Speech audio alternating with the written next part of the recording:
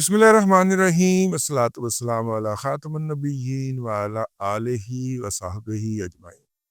السلام علیکم ورحمۃ اللہ وبرکاتہ۔ ایلون مسک صاحب جی ایک بہت بڑے مسخرے ہیں۔ جیسے ہی ٹرمپ صاحب اقتدار میں آئے انہوں نے وہ تمام مسخریاں کی جو کوئی بھی مسخرہ کر سکتا، اور نتیجے کے طور پہ کسی بھی قوم کو جو بھگتنا پڑ سکتا ہے وہ بھگتنا پڑ گیا۔ سٹاک مارکیٹ کے بارے میں تو ہم الگ سے بات کریں گے، لیکن ایلون مسک صاحب کی اپنی کمپنی کا بائیکاٹ ہو گیا، ان کے شو رومز کے اوپر لوگوں نے حملے کر دیے، آگیں لگا دی، امریکن صدر کو خصوصی احکامات جاری کرنے پڑے، ریاستوں کو ان لوگوں کو عبرت کا نشان بنانے کی کوشش کی گئی جنہوں نے ایلون مسک کے اوپر حملے کیے تھے۔ ابھی تک ٹرمپ ٹاور پہ حملہ نہیں ہوا، یہ میرے لیے خبر ہے، جتنے کا امریکن تپے ہوئے ہیں۔ لیکن ایلون مسک صاحب جب تشریف لائے تھے تو ہمارے وہ دوست اور وہ کہا کرتے ہیں ہر بات سے پہلے کہ غیب کا علم رب تعالیٰ کی ذات کو پتہ ہے، کل کیا ہونا ہے یہ صرف وہی جانتا ہے،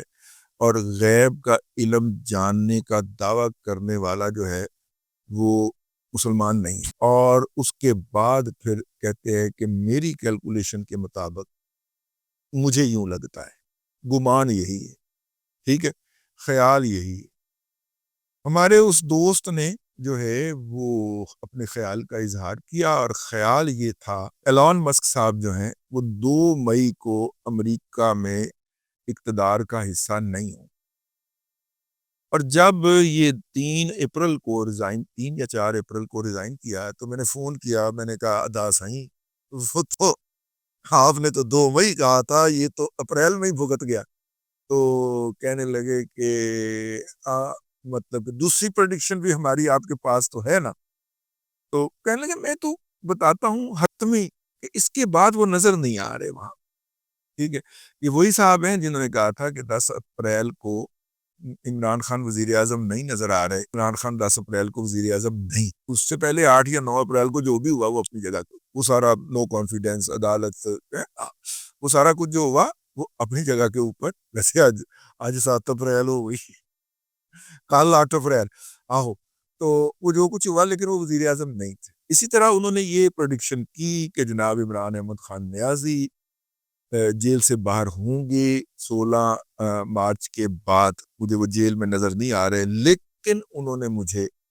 میرا خیال 10 یا 11 اپریل کو فون کر کے یہ بتایا کہ صحیح کام غلط ہو گیا، کیلکولیشن غلط ہو گئی۔ میں نے کہا کیا ہوا ہے؟ کہتے 14 کو تو ان کا جو ہے وہ آ رہا ہے،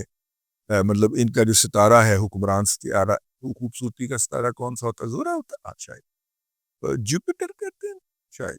وہ جناب جا رہا ہے زوال کے اندر، تو یہ تو باہر نہیں آ رہا۔ میں نے کہتے تو شرطاں لگی ہیں پہ یسن کی کار دے ہو، تو وہ انہوں نے جناب کہا کہ نہیں آ رہا۔ تو اس کے بعد پھر عمران احمد خان نیازی کے حالات بگڑتے گئے، تو میں نے اس وقت انہیں کہا کہ بھائی یہ آپ چیک کریں کہ اس کے ساتھ وہ کیا رہا ہے، یہ ہو کیوں رہا ہے، کیونکہ یہ شخص جو بات کہتا ہے فطرت اس کے منہ پہ الٹا کے مار دیتی ہے۔ یہ کہتا ہے کہ میں نے حافظ سید عاصم منیر شاہ صاحب کو چیف نہیں لگنے دینا، وہ لگ جاتے ہیں۔ یہ جو بھی بات کہتا ہے اس کے الٹ ہو جاتا ہے، تو یہ کیا ہے؟ تو پھر انہوں نے مجھے اب بتایا، انہوں نے کہا میں نے کیلکولیشن کی ہے، اس کی تو 60 شروع ہے۔ اب 60 کا مراد یہ ہمارے لوگ احباب لیتے ہیں 7.5 سال، 900 کے 7.5 سال، ٹھیک ہے۔ انہوں نے کہا اس کی 60 جو ہے وہ 29 مارچ 2025 کو شروع ہو گئی، لیکن 60 کے اثرات ٹھیک 1 سال پہلے شروع ہو جایا کر، ٹھیک ہے۔ تو یہ 29 مارچ 2024 سے شروع تھی، اور اب وہ واضح ہو کے سامنے آ گئی کہ اس شخص کی 60 ہے۔ تو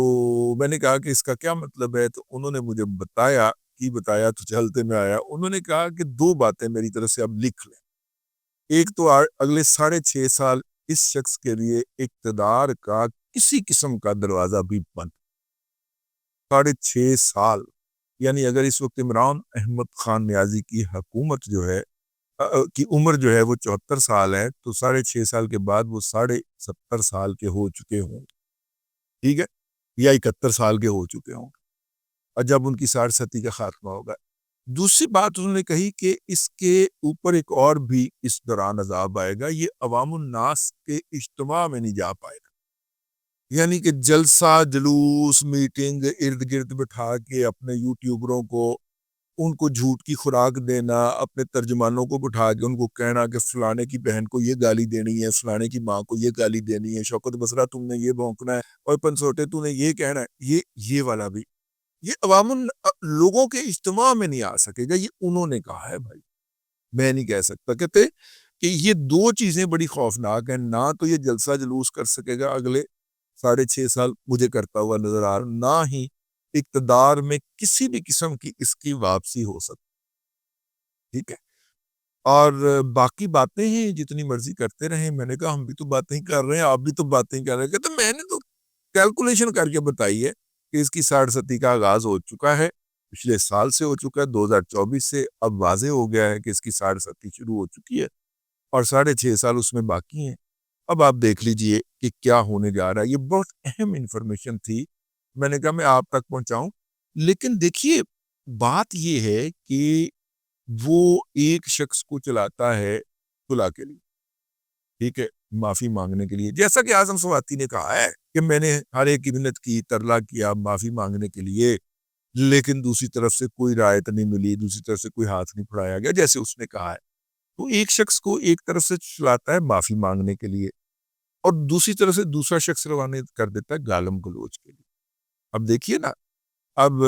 جو کچھ کیا ہے یہ مراد سعید نے کہ جناب ہم پھر حملہ آور ہوں گے اسلام آباد کے اوپر، اس کی پہلے دھمکی جو ہے گنڈا پور بھی لگا چکا ہے، اب مراد سعید نے دھمکی لگا دی اور کہا کہ 68 دن کا راشن آپ نے بیگز میں ڈال لینا ہے، اور اسلام آباد کی طرف ہم نے گاڑیوں پہ بھی نہیں جانا، پیدل مارچ میں جانا ہے۔ اس کا مطلب یہ ہے کہ گنڈا پور کے بغیر یہ مارچ کا سوچ رہے ہیں۔ ٹھیک ہو گیا۔ اچھا ویسے مراد سعید وہ افغانڈو تو چلے گئے، تو اب آپ کن کو لے کے آئیں گے ریاست پاکستان پہ حملہ کرنے کے لیے، یا وفاق پاکستان پہ حملہ کرنے کے لیے، یا میرا مطلب ہے کہ اس ملک کے اندر غدر پھیلانے کے لیے، انارکی پھیلانے کے لیے، کیونکہ آپ انارکسٹ ہیں بنیادی طور کے اوپر، اور وہ تمام باتیں جو کہ جھوٹ ثابت ہو گئیں کہ وہ ڈٹ کے کھڑا ہے، ڈٹ کے کھڑا والی ساری مت جو ہے اعظم سواتی کے 18 منٹ کے بیان نے توڑ کے رکھ دی کہ نہیں وہ تو پہلے دن سے منتیں ترلے کر رہا ہے، معافیاں مانگنے کو تیار ہے، کوئی معافی منگوائے تو صحیح، کوئی اس کو ہاتھ تو پکڑائے، یہ تو پہلے دن سے کر رہے ہیں نا۔ اچھا دوسرا جو ہے انہوں نے کیا کہا، دوسرا وہ جو علیم ان گنڈا پور نے وہ ان کا بیانیہ کہ جناب اس دن تو کوئی فائرنگ ہوئی نہیں، یہ ہوائی فائرنگ کر رہے ہیں، یہ مطلب بے بنیاد کی چھوڑ رہے ہیں، ہوائی فائرنگ تو کوئی ہوئی نہیں، فائرنگ ہوتی تو ہمارے لوگ مر جاتے، اسٹیٹ فائرنگ ہوتی جس طرح کا یہ الزام لگاتے ہیں۔ تو میرا مطلب ہے کہ یہ بیانیے دونوں،